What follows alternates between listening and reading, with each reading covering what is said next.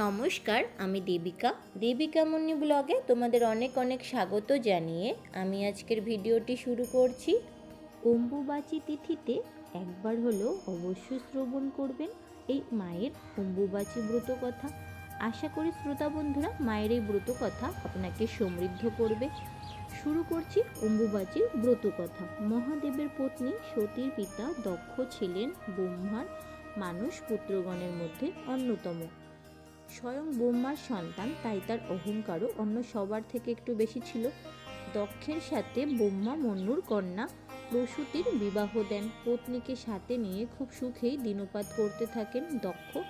সৃষ্টির প্রবাহ সচল রাখতে ব্রহ্মা বিভিন্ন পদক্ষেপ নিলেন। ত্রিমূর্তির মধ্যে শিব ছিলেন মহাযোগী। শিবের বিয়ে দিতে না পারলে সংসারে সচলতা আসবে না। তাই ব্রহ্মা দক্ষ এবং প্রসূতিকে দেখা দিয়ে বললেন, তোমরা দেবীর আদিশক্তির তপস্যা করে তাকে সন্তুষ্ট করো। দেবীকে তোমাদের কন্যা হয়ে জন্মাতে অনুরোধ করো। দেবী তোমাদের ঘরে জন্মালে তার সাথে শিবের বিয়ে হবে। ব্রহ্মার উদ্দেশ্যে দক্ষ দেবী আদিশক্তির তপ শুরু করলেন এবং তার পত্নী প্রসূতিও ব্রত পালন করলেন। দীর্ঘদিনের তপের ফলে দেবী দক্ষের সামনে প্রকট হয়ে তাকে বললেন, মা, তোমার এই অধম সন্তানের শুধু একটি প্রার্থনা স্বীকার করো। তুমি আমার কন্যা হয়ে জন্মগ্রহণ করে মহাযোগী শিবকে সংসারী করো। দেবী হেসে বললেন, তাই হবে পুত্র। আমি সময় হলে তোমার ঘরে জন্ম নেব।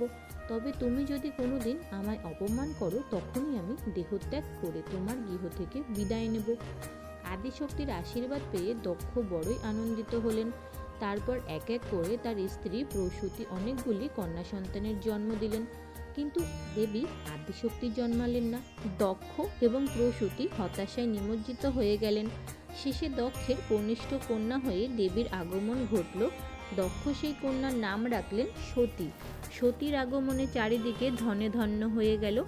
দেবতারা এসে সতীকে আশীর্বাদ দিয়ে গেলেন। সতী দক্ষের সব থেকে প্রিয় কন্যাতে পরিণত হলেন। সতী দক্ষের বাড়িতে করা অনুশাসনের ভেতর দিয়ে বড় হয়ে উঠতে লাগলেন। আকাশের চাঁদ, রুদ্রাক্ষ, ত্রিশূল এইসব তার মনে দাগ কাটতে শুরু করলো। শিবের প্রতি আকৃষ্ট হতে শুরু করলেন। সতী শিবের ভক্তগণের কাছে শিবের কথা শুনতে শুনতে শিবের প্রতি গভীরভাবে অনুরক্ত হলেন। তিনি দক্ষরাজ সতীর শিবের প্রতি প্রেমকে খুব একটা ভালো চোখে দেখেননি।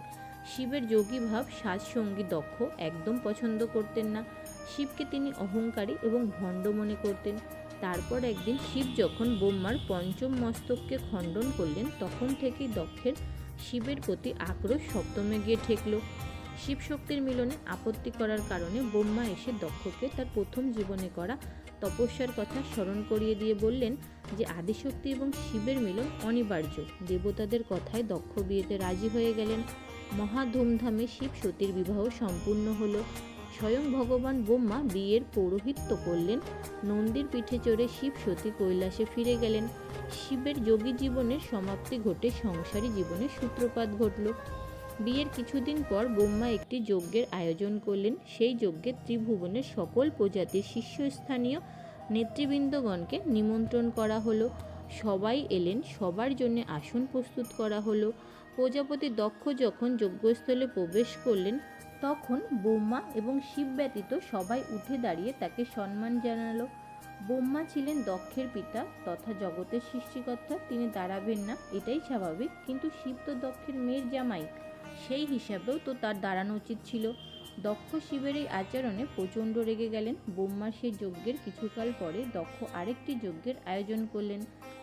সেই মহাযজ্ঞের নাম বৃহস্পতি স্তব।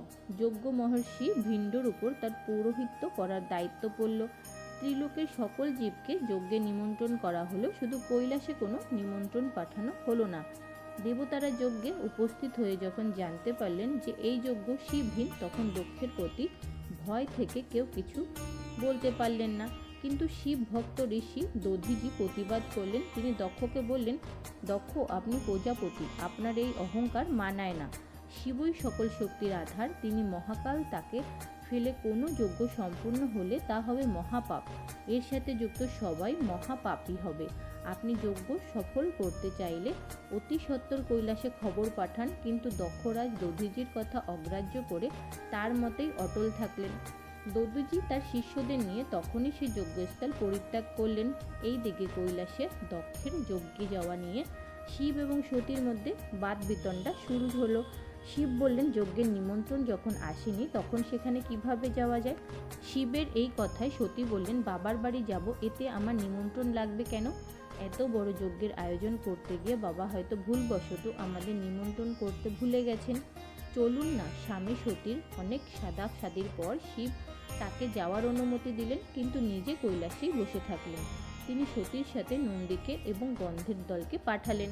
যজ্ঞদ্বারে প্রবেশের পূর্বে সতী এবং নন্দীকে থামানো হলো। সতী তখন দ্বাররক্ষীদের দু কথা শুনিয়ে ভেতরে প্রবেশ করলেন। সতীকে প্রবেশ করতে দেখে দক্ষ বেদি থেকে উঠে সতীর দিকে এগিয়ে এলেন। সতী বাবার পা ছুঁয়ে আশীর্বাদ চাইলে দক্ষ তখনই পা সরিয়ে নিয়ে বললেন, যতদিন তুমি আমার কন্যা ছিলে ততদিন তোমার কোনো রূপ গুণের ক্ষয় হয়নি, কিন্তু যেদিন থেকে তুমি ওই ছাই ভস্য মাখা শ্মশানচারী শিবকে তুমি বিয়ে করেছ, সেই দিন থেকেই তোমার গুণ ও রুচি আমার কাছে নষ্ট হয়ে গেছে। পিতার কাছে এই ধরনের কথা সতী একদমই প্রত্যাশা করেননি। যে পিতা একদিন তাকে প্রাণাধিক ভালোবাসতেন, আর সেই পিতাই তাকে কুবচন শোনাচ্ছেন। সতী পিতার এহেন আচরণে বড়ই মর্মাহত হয়ে পড়লেন।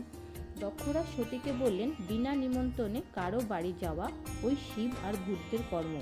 এখন তুমিও এলে, তুমি প্রমাণ করলে যে তুমি প্রকৃতই শিবের পত্নী। সতী বললেন, বাবা, আমি তো আপনারই মেয়ে, কি বলছেন এসব? বাবার বাড়িতে আসবো, তাতে নিমন্ত্রণ লাগবে কেন? দক্ষরাজ অত্যন্ত ক্রুদ্ধ হয়ে বললেন, যেদিন থেকে তুমি শিবকে বিয়ে করেছ সেদিন থেকে তুমি আমার মেয়ে নাও। ওই শ্মশানবাসী দুরাচারী ভিতর তুমি কি দেখলে আমি জানি না। সভ্যতা সংস্কৃতর বালাই নেই, সারাদিন শুধু নেশা করে আর ভূত নাচিয়ে বেড়ায়। ওই মাতাল গধর্ব অহংকারী শিবকে আমি আমার জামাই হিসাবে কোনোদিন স্বীকার করি না। জনসমক্ষে পিতার মুখে নিজের স্বামী নিন্দা শুনে সতী অত্যন্ত মর্মাহত হলেন। অপমান সইতে না পেরে যজ্ঞের আগুনে ঝাঁপ দিয়ে তিনি প্রাণত্যাগ করলেন। সতীর আত্মহত্যাতে ত্রিভুবন কেঁপে উঠল, কৈলাস জ্বলে উঠল। মহাদেব নিজের একটি জটা ছিঁড়ে ভূমিতে নিক্ষেপ করলেন এবং তখনই ভূমি দুভাগ হয়ে রুদ্রমূর্তি বীরভদ্র এবং মহাকালীকে জন্ম দিল। মহাদেব তাদের আদেশ দিলেন, দক্ষ ও তার যজ্ঞের সর্বনাশ করো। আদেশগণের দল যজ্ঞের উপর ঝাঁপিয়ে পড়ল। নন্দী দেবতাদের আক্রমণ করলেন। শিবের সকল ভূতেরা এসে যজ্ঞ লণ্ডভণ্ড করে দিল। ভূত প্রেত পিশাচ ডাকিনীরা বিভীষিকা তৈরি করল। বীরভদ্র ও ভদ্রকালীকে আটকাতে দক্ষ তার বীর সেনা দলকে পাঠালেন। ভিঙ্গ ঋষি মন্ত্র বলে শৌর্যশালী যুদ্ধ উৎপন্ন করলেন, কিন্তু কেউই বীরভদ্র ও মহাকালীকে থামাতে পারল না। বীরভদ্র এই দিকে খড়গ দিয়ে শত্রুর গলা কেটে দিল, আর মা কালী সেই রক্ত পান করতে লাগলো। সবাই দক্ষের পক্ষে যুদ্ধে অংশগ্রহণ করল। বিষ্ণুদূত এবং শিবদূতদের ভীষণ যুদ্ধ শুরু হলো। দক্ষরাজ যুদ্ধ শুরু হওয়ার আগেই ভগবান বিষ্ণুর কাছে বচন নিয়েছিলেন যে কোনো অবস্থায় বিষ্ণু যেন দক্ষের যজ্ঞকে রক্ষা করেন। শ্রীবিষ্ণু তাকে আশ্বস্ত করে বলেছিলেন যে যজ্ঞে তিনি সর্বাত্মক সাহায্য করবেন। এবারে সেই সাহায্যের পালা উপস্থিত হলো। শ্রীবিষ্ণুর কাছে গিয়ে দক্ষরাজ তাকে যজ্ঞ রক্ষা করার জন্য অনুরোধ করলেন। বিষ্ণু তাকে শিব নিন্দা করার জন্য তিরস্কার করলেন, কিন্তু দক্ষ তার পরম ভক্ত, সেজন্য ভক্তকে বাঁচাতে তিনি বীরভদ্রের পথ রোধ করে দাঁড়ালেন। বিষ্ণু শঙ্খ বাজিয়ে যুদ্ধ শুরু করলেন। বিষ্ণুর শাঁখের শব্দ শুনে যে দেবতারা স্বর্গে পালিয়ে গেছিল তারা আত্মবিশ্বাস ফিরে পেলেন, তারাও পুনরায় যুদ্ধে যোগদান করলেন। ইন্দ্রের সাথে নন্দীর লড়াই হলো। যমের সাথে মহালোকের কুবেরের সাথে, কুসুমাণ্ডপতির অগ্নির সাথে, আসমানের বরুণের সাথে, মুন্ডের বায়ুর সাথে, চন্দ্রের সাথে নৈঋত্যের যুদ্ধ হলো। এই যুদ্ধে শিবের দূতেরা দেবতাদেরকে হারিয়ে দিলেন। দক্ষের পক্ষে অবস্থানকারী সকলকে তারা শাস্তি দিলেন। এদিকে নারায়ণের সকল অস্ত্র ব্যর্থ হওয়ার পর তিনি বীরভদ্রের দিকে অমুক সুদর্শন চক্র নিক্ষেপ করলেন। বীরভদ্র সুদর্শন চক্রকেও থামিয়ে দিলেন।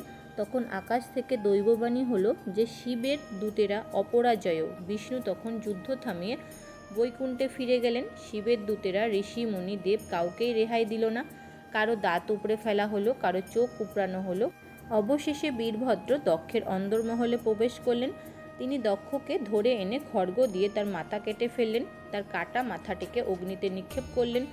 দক্ষের পতনের পর শিবদূতেরা শান্ত হলো। দেবতারা গিয়ে মিনতি করায় শিব বীরভদ্র ও মহাকালীকে নির্বৃত্ত করলেন। সব কিছু শেষ হয়ে গেলে শিব এলেন সতীর দেহ নিতে। দক্ষরাজের পত্নী প্রসূতি কাকুতি মিনতিতে শিবের দয়া হলো। তিনি দক্ষরাজের ধরে একটি ছাগলের মাথা লাগিয়ে দক্ষের প্রাণ ফিরিয়ে দিলেন। এরপর দক্ষরাজ শিবের কাছে ক্ষমা চাইলে শিব তাকে ক্ষমা করে পরের জন্মে উন্নত জীবনের বর দিলেন। এরপর শিব সতীর দেহ নিয়ে তাণ্ডব লীলা শুরু করলেন। সৃষ্টি আবার ধ্বংসের মুখে পতিত হলো। বিরোধী শিবকে কর্মমুখর করতে এবং সৃষ্টিকে রক্ষা করার জন্য ভগবান বিষ্ণু সুদর্শন চক্র দিয়ে সতীর দেহটি 51টি খণ্ডে বিভক্ত করে দিলেন। সেই দেহকুণ্ডগুলি পৃথিবীর ওপর হলে এক একটি খণ্ডকে আশ্রয় করে এক একটি সতীপীঠ গড়ে উঠল। আর কামাখ্যাতে মায়ের যেহেতু যোনি পড়েছিল, তাই সেখানে তৈরি হয়ে উঠল মা কামাখ্যার মন্দির। সতীর মৃত্যুর কিছুদিন পরে পর্বতরাজ হিমালয়ের কন্যারূপে জন্মগ্রহণ করলেন পার্বতী। তার সাথে শিবের পুনরায় আবার বিয়ে হলো। তাহলে বন্ধুরা, অম্বুবাচীর নেপথ্যে থাকা এই কাহিনী শ্রবণ করে আপনার কেমন লাগলো তা অবশ্যই কমেন্ট করে জানাবেন। যদি ভালো লেগে থাকে তাহলে একটি লাইক অবশ্যই করে দেবেন।